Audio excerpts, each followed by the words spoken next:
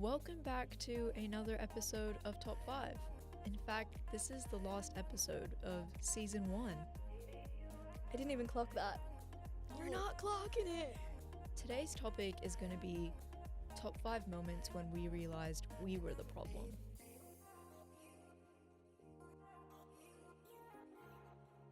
On the way driving here, I had two cars swerve in front of me when I was on a 70 road. When these two people swerved in front of me, normally what I would do is I would press on the brake and slow down so I don't hit them. But today I was thinking, what if I just don't slow down and hit them on purpose so they know that they are the problem? Please tell me you didn't do that. No, I didn't. Really? I couldn't tell considering you got here on time and in one piece. How can you be so stupid? You have such bad judgment. That's your fault. I would just like to say, this is a note to all my Perth drivers out there. I'm sick of you treating the speed limit like a decision. Why am I being shamed on the road for driving the speed limit? Honestly, the amount of times I've been tailgated in the last few weeks because I simply choose not to go over 70 in a 70 zone is diabolical. Get away from me. So yeah, in those instances, but then sometimes I catch myself and I'm going like 60 in a 70 zone. I'm like, I'm the problem here. That's on me. But also, when someone is tailgating you, do you not feel the need to just slam on your brakes and let them hit you? No, I mean... Maybe I'm the problem. Yes, but I don't think I have quite as much road rage as you. Well, this is a really good intro into our topic for today, isn't it? Yep. Should we get started? Well, should we tell them the topic? I think we already did. We'll just say it one more time if you forgot. Today's topic is going to be top 5 moments we realized we were the problem. You definitely did say that. Yeah. I have really bad memory. I'm the problem. Number 1. We realized we were the problem when we were blaming others. I am a victim. Like, I have a victim complex a lot of the time when it comes to just, like, the most banal things. Like, my mom will be like, can you unload the dishwasher? No one's done it today. And I'm like, why do you hate me? This is such a burden. It's not my fault that neither of you unloaded the dishwasher. It's not my fault it was left all day. Nikki, you were at home all day. You have free will. You live in the house. You need to contribute. Do not blame other people for not doing things that you so easily could have done yourself and probably should have done yourself. And I knew that I should have done it, and I know I should do it more, and I'm really bad at it. Doesn't it just feel so good to blame others and adopt that victim mindset? Because then all those problems, they're put on someone else. It's not even that it feels good. It's just that it's so incredibly easy. Exactly. It's like, you get a bad mark and you're like, oh, but the professor, like, they just didn't explain the concept well. Even if they didn't explain the concept well, again, Nikki, you have free will. Teach yourself the concept, like work on it, build it up. If you're struggling, go to them, make them help you understand. Like, you have to take some accountability, but it's so much easier to just not. Exactly. It just makes the situation a bit more lighter if it's not put all on you. Yeah, exactly. That's why we like to put it on others. I think it's a normal human thing. Oh, 100%. I don't think it's like, and I don't even think it necessarily makes you a bad person, provided that you are recognizing when you are blaming someone else, even if it's not in the moment, if you're reflecting later on. I do think that if you have a tendency to do it all the time, in instances where you actually are the problem, then we're kind of edging on maybe you're not such a great person. Yeah, and I also think it's very dependent on the situation. Like, it's one thing for me to, like, blame my dad for not unloading the dishwasher before he left for work. It's another thing for me to, like, blame a friend for hurting another friend when it was me that made the awful comment or whatever. Like, you know what I mean? It's kind of to do with, like, how honest is the blaming as well. Like, I feel like I struggle when people blame when it's just, like, blatantly a lie. That's also it feels like a whole level up from just the regular, like, oh, guy could have done it, or, like, why didn't dad do it kind of thing. I feel like once we blame others, we do at some point come to the realization, once we have reflected upon it, that, hey, actually, I should be taking accountability for this situation. And it takes a lot of courage and guts to admit to that person that, you know what, I'm sorry and this was my fault. And you can have that thought internally, but it's not going to matter unless you tell it to that person. It has to come out. And it's scary. But you must do it. And I that's agree. part of being human. It's not enough to just like internally take accountability. You have to actually express your apologies and take accountability for it. I need to take my own advice sometimes. God.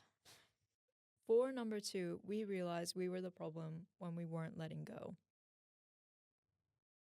Awkward. What does that mean? Well, it can mean many things. Not letting go of a person, not letting go of a situation, not letting go of a comment, A grudge. a grudge, holding a grudge. Me, sorry.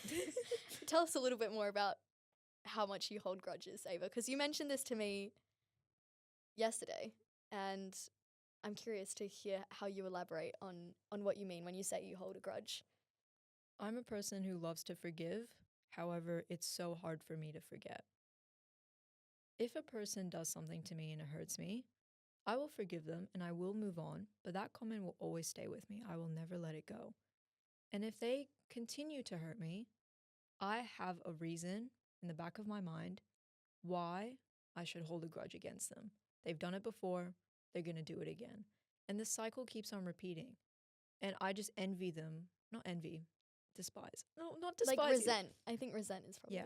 I just keep resenting them more and more and more because I've held so many grudges against them. Can I be annoying here? I'm just curious, seeming as we're talking about when we're the problem. Do you feel like that a part of this is because you don't adequately express your feelings in the situation at the time? Like, do you think that if you were to express how you feel better in the moment, let's say I say something horrible to you, and then I come back to you and I'm like, look, I'm really sorry. And you're like, oh, it's fine. And then obviously you're going to hold this grudge against me. If you actually got properly angry with me and communicated how you were feeling, do you think that would help? Yes, and I have been called out by this specific friend because I do this exact thing. I don't tell someone when they've hurt me in the moment, and when they hurt me in the future, I bring up past examples.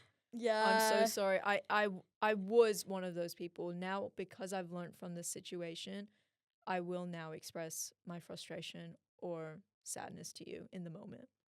I think it's not even in the moment. It's just like you say, if it's like 3 months down the line and you bring up something, I'm one of those people who I'd be like, why did you not tell me? I cannot read your mind. Like, it would make me more angry.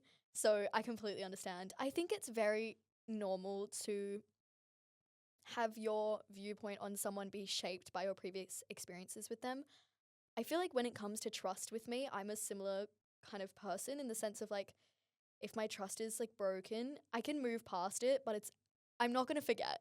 And it is going to affect how I then engage with you, what I tell you, how much trust I put into our friendship. Because there are some things where it's just like, I feel like this was a reflection of how you view our friendship and how you view my word or your own word. And it's hard to come back from that. And people do, like, they definitely do. You can improve. And I've definitely improved myself. I would say there have been plenty of times where I'm sure I've broken people's trust. But yeah, I do think it's one of those things you can forgive, but you can't always forget. And maybe or you shouldn't. Maybe it's a self-preservation tactic as well. You've got to know when someone has hurt you and when to say enough is enough. Nikki, tell us when you were the problem because you couldn't let go. What? Me? Emotionally hung up on a situation? Never. No, look, I think I try not to give my past self too much flack. I have a tendency to get very attached to concepts, to ideas of people, to feelings. And I think that there have been times when I have blamed someone for leading me on when it was probably just me leading myself on.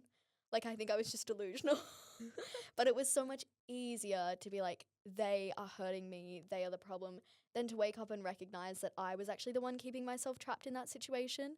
So I feel like I've gotten a lot better at it in the sense of I can't control how people feel. I can love someone, but that's not going to make them love me back. Like, you have to respect how people feel. obviously. But I've gotten a lot better at letting go, I would say. But it's definitely something in the past, and it's something I definitely reflect on, where I held on for too long, and then I had the audacity to blame someone else for keeping me there when it was really just myself. I had serious audacity back in the day. Like, I kind of miss it. But sometimes we need to be the problem to be the solution. Whoa, Shakespeare, who? Get that on a home screen. I want a Tumblr quote. We need to frame that on like a piece of wood and just put it on the wall. I want it embroidered into a cushion. Yes. I'll get my nan onto that. No, genuinely I agree though, because I think making mistakes is how the learning curve happens, and nobody's perfect. Exactly. Yeah. Should we move on to number 3? Yeah. Number 3 is repeating toxic habits. I feel like when you repeat a toxic habit, not only are you hurting yourself, but eventually you can hurt people around you. Let's come up with an example of what's a toxic habit. I would say when you are very invested, for example, in your studies, that you don't take care of yourself and it comes to impact your mental health. I obviously empathize with this situation because I've been there, and I think this is why I can speak on it. To an extent, if you are stressing yourself out so much that you are taking it out on other people consistently, you are the problem, and you need to self-regulate and you need to take care of yourself, because it does take a toll on other people. Like, I think about my mum in year 12, like how much I put on her, just my own stress and my own anxiety that I was building up for myself. This was not coming from her or my teachers or whatever. This was coming purely from me and my desire to prove myself and my desire to prove to myself that I could do it. And I feel really bad about that now, reflecting on it, because she didn't deserve that. And I should have been taking care of myself. I shouldn't have been, 18, having to have my mom tell me, like, you need to go outside, you need to eat properly, you need to exercise. Like, do you know what I mean? Yeah. I feel like that's probably a very tame example. I would even say drinking can be a big Yeah, one. definitely. If you have friends that, like, every night, like every time that you go out, they're the person that needs to be taken care of. I don't have any friends like this, to be honest. But I have heard of people who every single time they expect someone to just take care of them, and they get really, really, really drunk, which is fine. Like, but There's like boundaries. there's boundaries, Yeah. 100%. And you can't be putting it on the same people all the time.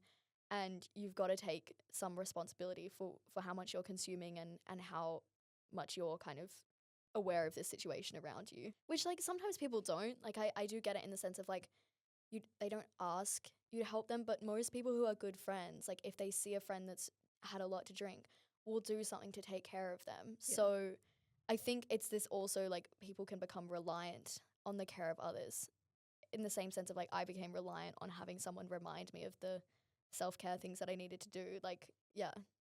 That's when the word repeating comes in. You can do a toxic habit once. Well, then it's But not if a it's- habit. it's Then not a it's just habit. like, it's a one-off, or even, like, if it's every now and then. Like, Yeah. I'm more than happy to, hold a friend's hair up over the toilet and sit with them and whatever, because, like, if the time comes, they'll do it for me. Exactly. But you But don't if want to be it's- doing it. Yeah, continuous. Then Yeah. that's a problem. Yeah. Next. Number 4, when we realized we were being the problem, is when we weren't being honest. Last episode, we talked about how a red flag in a friendship or a situationship or a relationship is when you're not being your authentic self. And that also comes from just being honest. If you're not able to tell someone comfortably that this is who I am, this is what I love to do, this is me, then how is that person going to truly know who you are? Even if, like, you're not even wanting to do it as well, like, even if you're just doing it out of self-preservation or because you fear their reaction about something, like, valid fears, but when it begins to affect your relationship, then I struggle, like, with the concept of it. Then I think you need to actually just take the step of courage, recognize that there could be consequences if it's, like, something that's a big deal, for example. But if you're just being honest about what you love or communicating a need, then it's like, that's on you. You've got to really just take that step and do it. And I think this comes into the first point as well about that idea of blaming others. I think so many of us have a tendency, as we were saying, not to be honest about our feelings and then to blame others when they don't respond appropriately to how we are feeling to a situation. People cannot read minds. They cannot read minds. And you have to be able to say how you feel about something because it just builds up.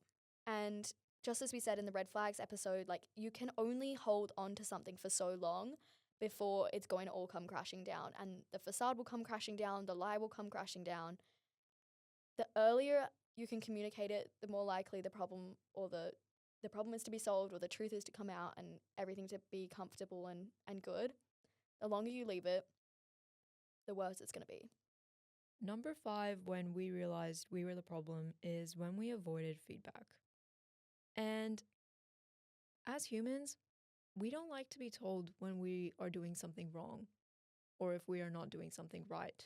Wait, that's the same thing.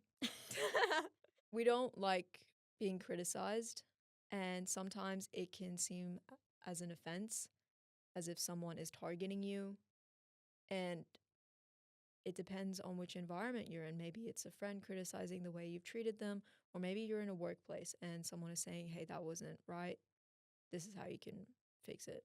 We actually had a workshop on receiving feedback in one of my physio units. I've done one of those. Yeah. GCRL 1000 was a feedback unit. Exactly. And it's so relevant because if you're not able to take feedback on board, which is important feedback, then you're only doing more harm to yourself in the future. Because if you're not acting on that problem, you are going to be facing consequences. Whether that's, I don't know, getting fired or A lower grade. or maybe a penalty. Yes, I understand that sometimes people don't express that feedback in a positive way. That's not nice. But however, if someone is doing it with good intentions and they want you to improve, it's really important to take on that feedback and act on it because people want you to be the best version of yourself. I love that distinction that you made between intention and execution because I do think that it happens quite often where people are trying to be honest, so they give feedback, but it's a very tricky thing to navigate, and so it doesn't always come out 100% in the nicest way possible. You have to be able to look at that situation and think, okay, yeah, it wasn't the nicest way that they could have put it, but they had a point. And you need to be able to reflect on the sentiment of the feedback as opposed to the way that it was executed to actually gain anything from it, particularly in those instances where it's not very constructively presented. I love getting feedback. I love it when like my friends give me feedback about something in terms of like if I send them an essay or even in a situation like if I ask like, oh, did I respond to that okay? And they're like, no, it was fine, or look, it was not your best work. I find that it really kind of shapes me as a person. I hold on to people's feedback very strongly. At the same time, there's also this level of not being too caught up into it. So I think it's a fine line that you have to walk. You have to know like when people's feedback matters and when you need to just trust yourself. But 9 times out of 10, the feedback is there with good intentions and it's going to help you in the long run. So yeah, needless to say, we've been the problem many times in our lives and we will be the problem again, I'm sure. I think everyone listening can relate to this to some extent. We know that there are parts of ourselves that we're not particularly proud of, that we need to work on. I think knowing that it's a lifelong journey and giving yourself grace to make your mistakes, but also the courage to own up to them is really, really important. I'm still working on that. To summarize, we were the problem when we were blaming others, when we were not letting go, when we were repeating toxic habits, when we were not being honest, and when we were avoiding feedback. Thank you for listening to today's episode. We will see you next season. Just to let you guys know, we're going to be off for 2 weeks and we will come back with season 2, episode 1. Just to fill you in as well, we're going to be posting fortnightly. Now, we were really intent on not doing this when we first started because we know that regular episodes are way easier to listen to. It's much nicer for us to check in weekly. Unfortunately, with me being away, it's just not feasible. But stay tuned because season 2 is going to have a little something extra on the Instagram, and that's going to be really fun, and we will probably introduce that on the gram. So if you're not already following as well, definitely go and give the page a follow. Top 5 Instagram. What is it? Girl, you just butchered it. So definitely check out the Instagram top.5.podcast because there'll be a little announcement on there. And it's going to be really fun because we're going to be on separate sides of the world, which means we're going to be covering all bases. 2 continents, but not even 2 countries. But still, it'll be really cool and I'm going to get some British fans. I'm so convinced. We're going global.